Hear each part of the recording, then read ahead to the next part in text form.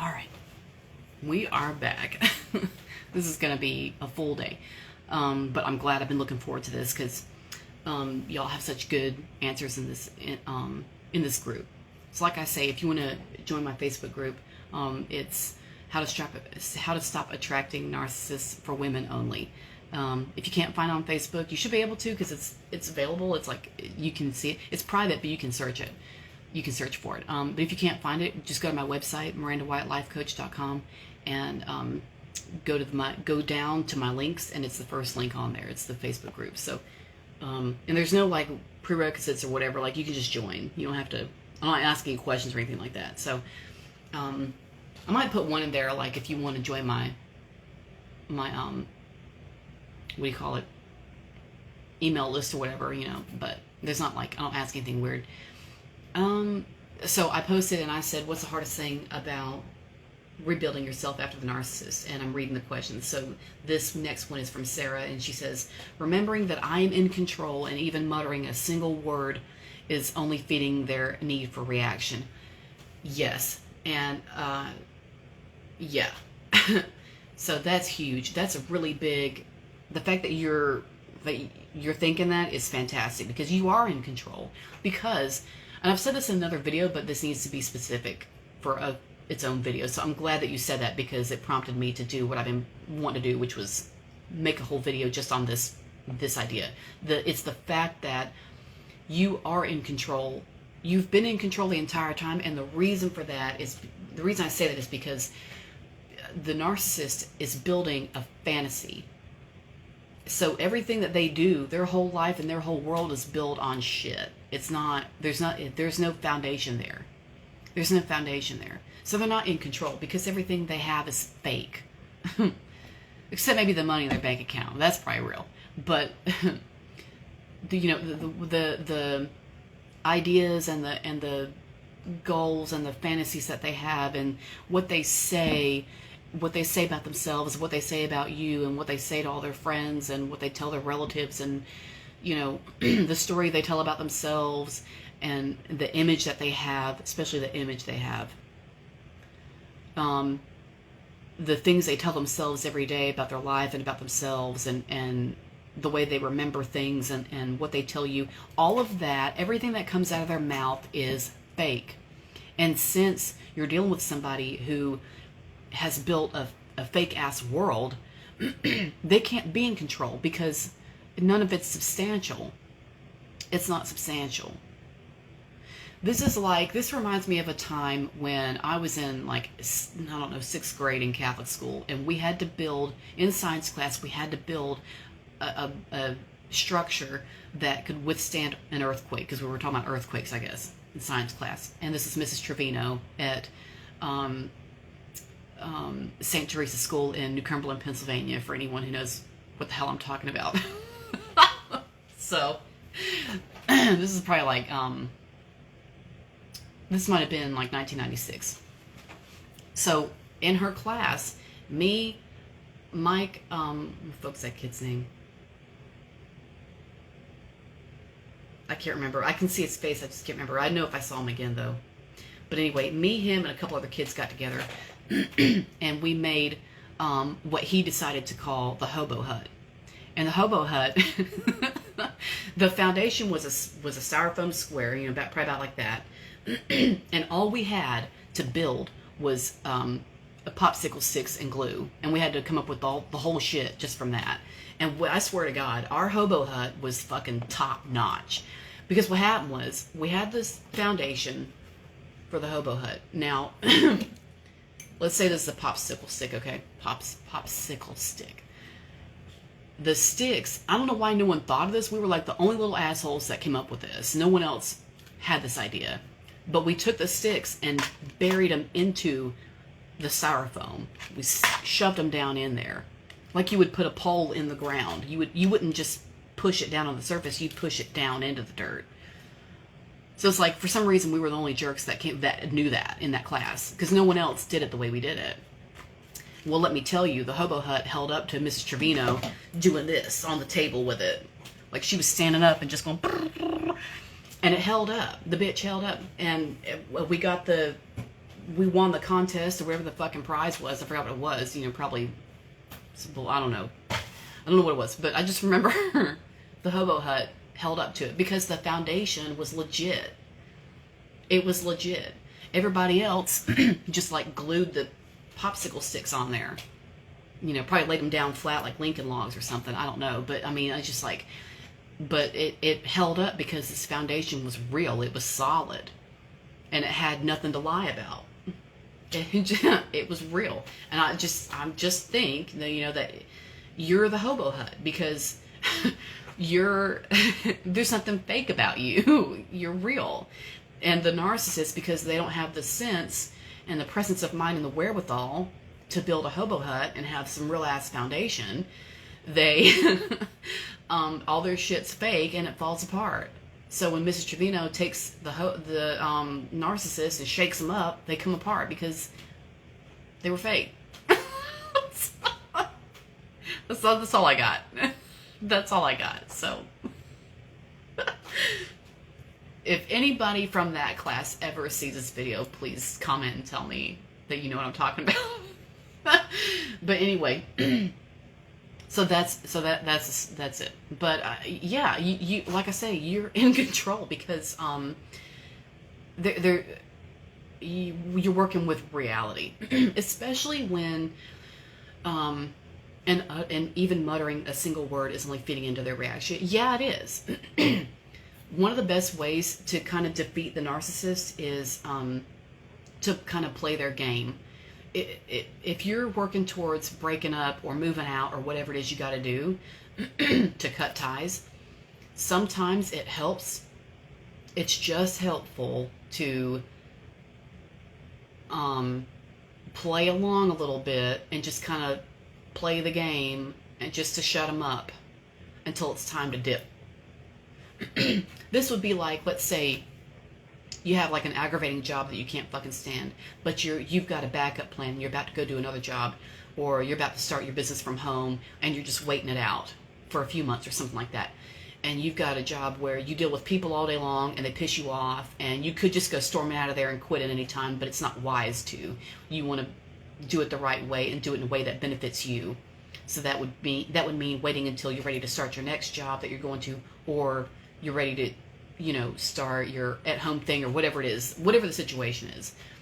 And you just kind of bide your time because you know that what you're doing is realistic and what you're doing matters. So you're just going to bide your time and just kind of play by the rules because you only got so much time left anyway, and just to shut everybody up because you got one foot out the door as it is, and we're just going to do this and make the best of it, and then after this it'll be a thing of the past. And sometimes it's what you have to do with these people because it just keeps the peace. It just keeps the peace. And then once you're out, you can cut ties and cut contact and everything, and cut cords and everything else all you want. All you want. You can be a bitch all you want after that. It doesn't matter. Not that cutting ties is being a bitch, but I mean, like, you can be as heartless as you damn well please once you're out because it's over with. So, but yeah, feeding into their reaction, you're right, because anything you throw at them, they're just going to use it for fuel, especially if you let your emotions get the best of you. And I hate to put it that way because that's not really healthy, because to be honest, your emotions are your gauge. Your emotions are your compass. They tell you exactly what's going on with you. And there's no fucking reason to, number one, ignore them, or two, or, just as bad, belittle them. Because people like to say, oh, well, you're overreacting. And you'll be like, oh, yeah, I shouldn't have. No, you're not. You're not overreacting. Don't let anyone tell you that shit. That's bullshit. Your emotional reaction to anything is due to your perception of the reality that you're in. According to what you've been through and what you've experienced and how that feels for you. And that's the point from which you are operating. So when something happens and you blow up, you're not overreacting. You're reacting from it according to your point of view. Period. That's it. So somebody else, especially somebody who hasn't been through the shit you've been through, has no damn place to sit there and say, well, you're overreacting, goddammit, you need to calm the fuck down. No, shut the fuck up. Who even are you? Shut up. You're not me. Shut up. And just, you know what I'm saying? Like, so don't let anybody do that to you. That's bullshit. Until anybody convince you that you need to pipe down or that you're, worrying too much or whatever. You see mothers who were neglected as children or weren't protected as children, who grew up and they're like a little bit worried about their kids' safety all the time, and everybody be like, you need to stop because everything's fine. Stop like controlling. Stop trying to be so worried and shit. And that doesn't help, because you're talking to somebody who went through some shit because they weren't protected. And they're trying to prevent that shit from happening again. It's not an overreaction. They're operating from their point of view, because their point of view is all they have. You see what I mean? So like, don't let anybody do that. You're doing things from your reality, period. The narcissist, unfortunately, is also doing that. But they have a more fucked up way of going about it. Their way of doing it doesn't make a whole lot of sense. So that's where it's different. But yeah, if you can, so that's why I don't like to say, don't let your emotions get the best of you, because that's not fair to yourself to operate that way. But for the time being, sometimes you're right. Uttering a single word is only feeding their need for reaction. And it is, because they love to push your buttons and just light a fire under you until you finally explode. And then when you do, you're the crazy one, and what's wrong with you? And I'm just trying to understand you, or I'm just trying to blah, blah. And I swear to God, I've had them do that to me countless times. There was one time when I finally snapped, and me and him were standing in the hallway, and I said, you know what? I'm done worrying about you. And he did that thing that they do where they drop their voice about 10 octaves. You know what I'm talking about. Every woman knows what I'm talking about. And they drop it way down, and they'll say, well, I just want us to, be best friends and get along, and I don't want us to fight and blah blah. And they'll say like whatever they think it takes to just kind of put a Band-Aid on it. It's not an apology, because that's they can't do that. They can't stoop that low. But speaking of the word stupid, reminded me, what you're talking about here, not to feed into their need for reaction. This is what I mean by just controlling your emotions as best you can, to just bide your time until it's time to go, until you can get out. And that way you are in control, because you stoop to conquer. That's the phrase I like to use. Somebody said that to me one time, and I never forgot it, because it was so helpful. And that's what you have to do, especially as women. Like, over those past 6,000 years that we've had monotheism shoved down our throats and up our asses, we've had to stoop to conquer. And that's where men get pissed off. They control us up the wazoo. If they can control which way our blood flowed, I think they would try. But they control us up the wazoo, and then they have the nerve to be pissed off when all we've got, they strip us of all our power. They just take it all away. And then they have the nerve to be pissed when we use manipulation to get our needs met, because that's all I've got left. It's manipulation. If you want more details about that, I highly suggest Teal Swan's video, something about women. What women need to know, or something like that. It's something about women. But if you go and check her videos, Women in Manipulation, or something like that. I saw it one time and I was like, oh my God, she really fucking nailed it. That was just so good. And I remember that forever, because I was like, yeah. Because that is all you have sometimes, is to lie to get something done. and that's just for pure survival. That's not even out of selfishness. That's just because something's got to get done. And it's like the only way to do it is to just work it however you can, and that's all you're left with. So then they get pissed off that we're doing that. And it's like, well, why don't I just kill myself and do you a favor and just get out of your life? Like, if you if everything I do is wrong, then just get rid of me. So like, they push you to where you feel that way, and then you wonder why the fuck you're feeling crazy to start with, and then you realize, if I just get rid of him, I'm fine. So But the stoop to conquer thing, yeah, you're right, yeah. And if you have to manipulate the narcissist, you know what? I swear to God, don't feel bad about it. Don't feel bad about that motherfucking shit. Look at what that person's done to you thus far. Look at everything that person's done to you so far. Don't feel bad about lying. All they've done to you is lie. You probably have no idea how much debt y'all are in because he's lied so much. That's happened a lot. when I got married, I was in and out kind of fast, but while I was there, we went to the bank and he like not refinanced.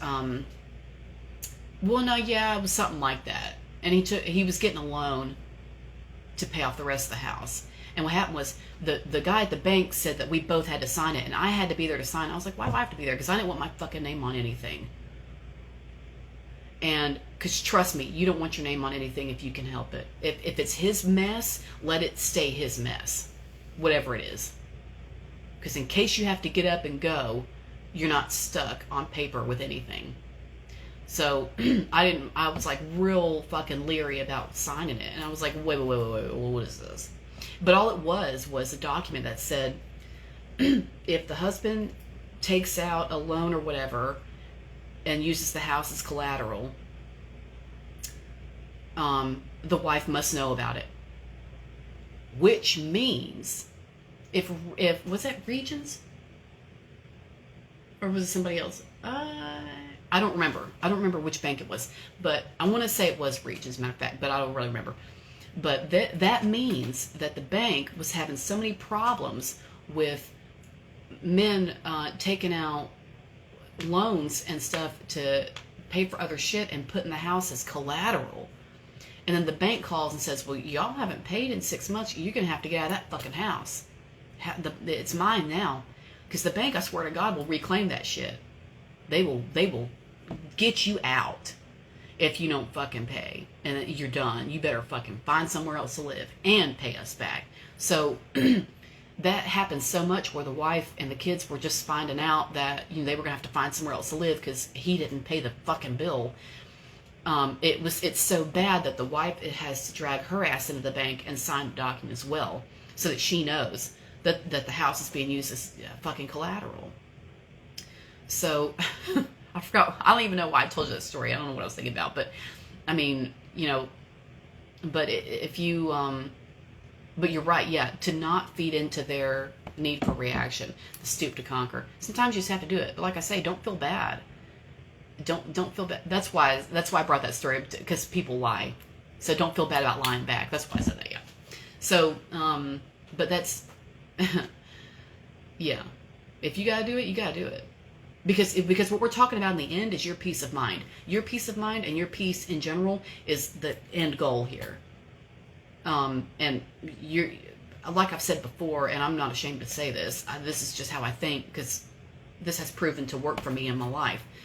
The ends justify the means. And if you've got to do a certain thing to get a certain result, you just gotta do it. Period. I don't advocate for hurting people or anything like that, but I just mean in this kind of a situation, when you have to play the game and play the part and, act a certain way and carry a certain facade or whatever just to shut them up and just to have peace until you can get your ass out the door, then do that. Then lie all you want. Pretend. It's just while you're there, and then once you get out, you can fucking live how you want to live. You never have to lie again. But yeah, while you're there, and for peace, and to keep the violence down, and to keep the whatever else down, just shut him up, and just, keep it simple. Keep it simple, and that'll be just fine. So you're right, yeah, don't let it get to you, and remember that you are in control, because you are in control, because like I say, what you're building is the hobo hut. It's going to withstand some shit, because it's real, and the foundation is good. And the narcissist doesn't have the wherewithal to build the hobo hut, and he stacked it like Lincoln logs without any fucking glue, and they all came down. So that's the end of that. That's that story. So I hope that put it in perspective for you. What was that kid's name? Mike? I'll think of it. If I ever run across him on Facebook, I'm gonna know him right away. Mike something. But anyway, yeah, the Hobo Hut. I'll never forget that. So, but anyway, that's, yeah. But you've got the right idea. So I mean, you're definitely on the right track with that.